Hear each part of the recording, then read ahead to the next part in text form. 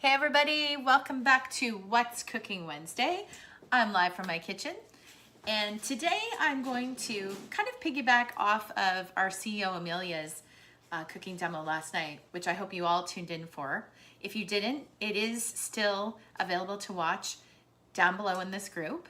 But if you missed it, what she did was she showed how quick you can make a meal on a sheet pan in the oven. She did the Philly cheesesteak.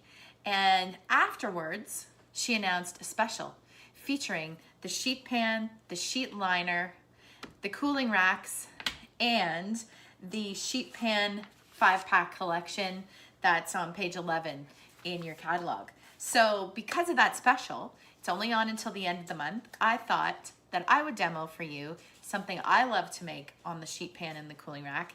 And it uses the crispy coating, which is finally back in stock, and it's in this collection. So tonight I'm going to make crispy coated buffalo cauliflower bites. These are one of my favorite things. I actually prefer the cauliflower to chicken wings now. So when we're having chicken wings, I like to do this recipe because I can toss it in whatever I like. Tonight we're going to do buffalo sauce. I also love cauliflower bites with the sweet Thai chili that's new out with Epicure. Lots of variations, and of course this crispy coating is awesome because it's gluten-free, just like everything in Epicure is. So let's get started. So in a bowl, I have some cauliflower that I have cleaned and cut up into tiny little like florets.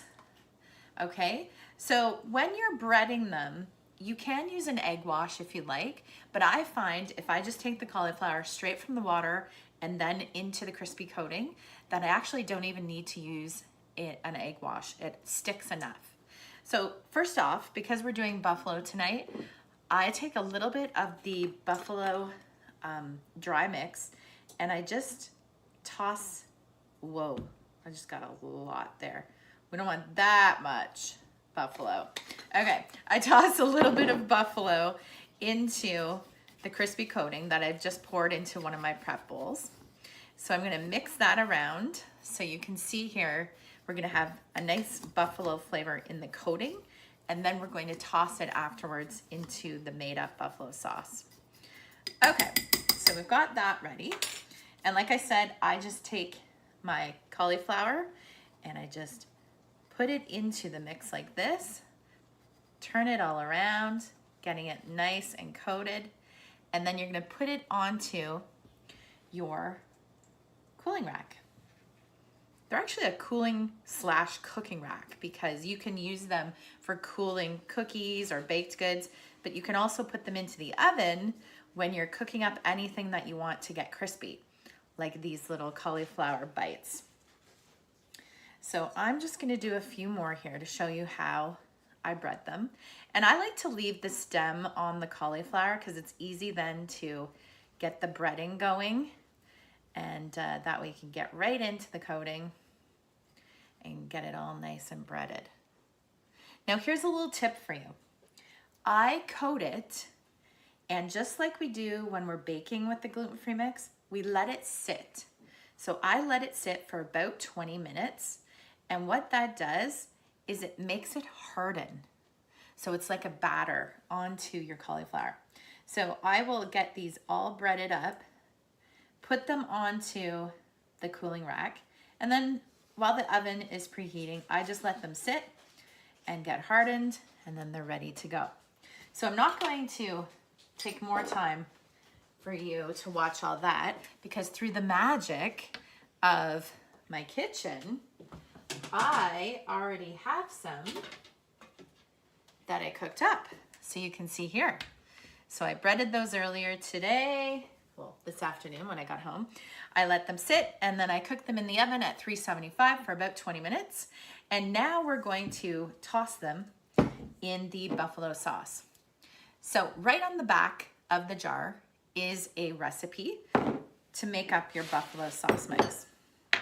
So we're just gonna follow this. So it's 1 tablespoon of the seasoning. I've got my 4-in-1 handy dandy spoon here. And then it is A 1/4 cup of vinegar, which I already have measured out. So there's our vinegar. And then we need to have 1 tablespoon of ketchup.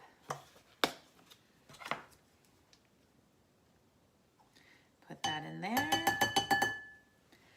And then I believe the last thing was 2 tablespoons of brown sugar. So we'll get out the brown sugar here.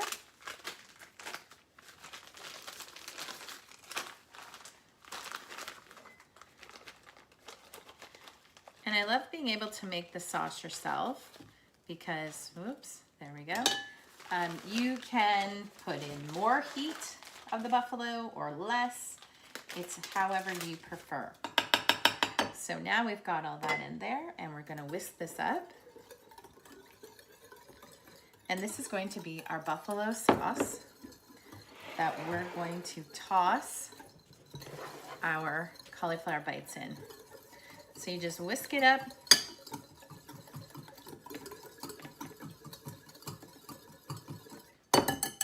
So that's how easy it is. We've got our sauce there. And next, we are going to take our little cauliflower bites, pop them into our mix. And then if my son was here, he would do this because he's a wing master at his job. He knows how to toss them. I'm not that good. So I am going to use my grip and grabs here. So I'm going to toss those around and get them all nice and coated. And then what you can do if you want, if you like them so they're not so saucy, you could actually pop them back into the oven for a couple minutes and let the sauce cook on them, or you can just eat them like this. So that is how quick and easy you can make your own buffalo cauliflower bites. And of course you could use that same recipe and coating to make your own chicken wings too, or tofu, as my daughter has tried before, which is awesome. The crispy coating is great for all kinds of breading: mushrooms, onion rings, pork chops, chicken, fish, shrimp.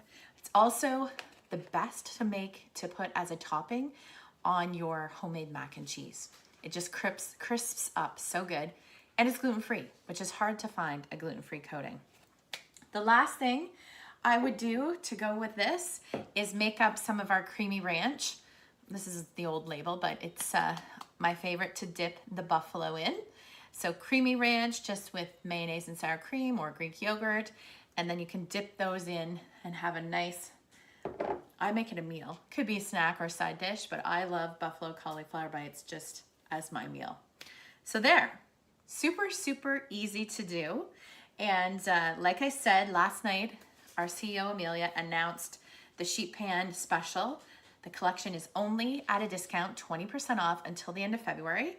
It includes the large sheet pan, the liner, and if you don't have one of these liners, let me tell you, once you start using it, you will never not use it. I rarely cook in the oven without using the liner because it is so easy for cleanup.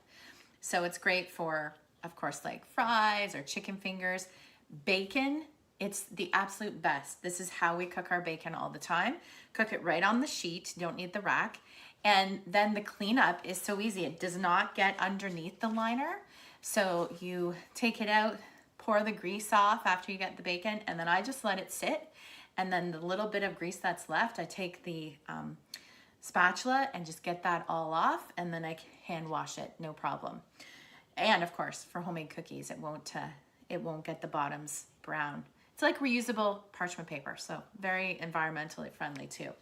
So again, the special, large sheet pan, large liner, 2 of your cooling/cooking racks, and then your 5-pack of sheet pan dinners. So you're gonna get 1 of the Philly cheesesteak that Amelia made last night, 1 tropical pineapple chicken, 1 of the crispy coating, 1 southern baked coating, and 1 sweet garlic chicken, which is another one of my faves.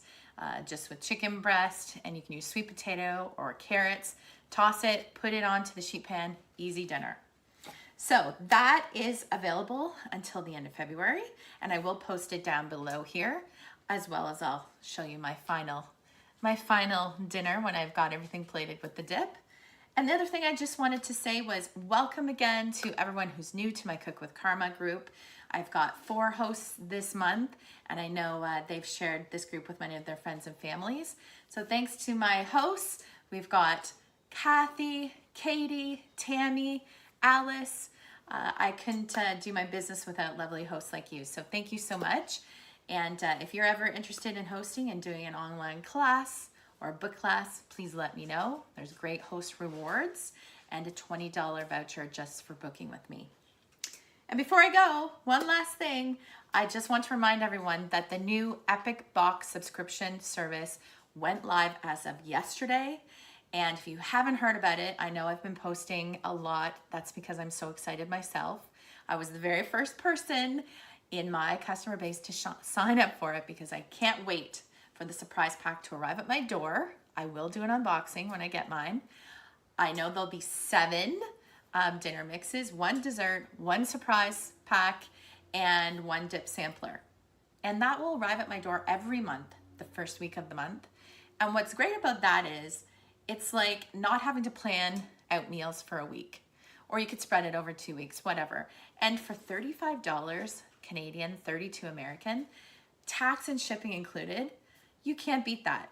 And it makes great gifts too. So I can always, gift a couple out every month. I want to thank the 7 ladies that have already subscribed with me. I do have that special draw going this month. If you do a 6 or a 12-month subscription for a $50 grocery gift card. And of course, we all need help with groceries right now. Prices are just through the roof. So if you're interested in subscribing, message me and let me know. As well, you're also entered into my February orders draw when you subscribe to the Epic Box, or if you place an order for the sheet pan collection, you're in the draw as well. So thanks so much for tuning in today. Like always, I'll be back here again next Wednesday, live from my kitchen. And I'd love to hear from you what you'd like to see me demo and cook or show you, because I'm always looking for new ideas. So take care, and I'll see you next week. Bye for now.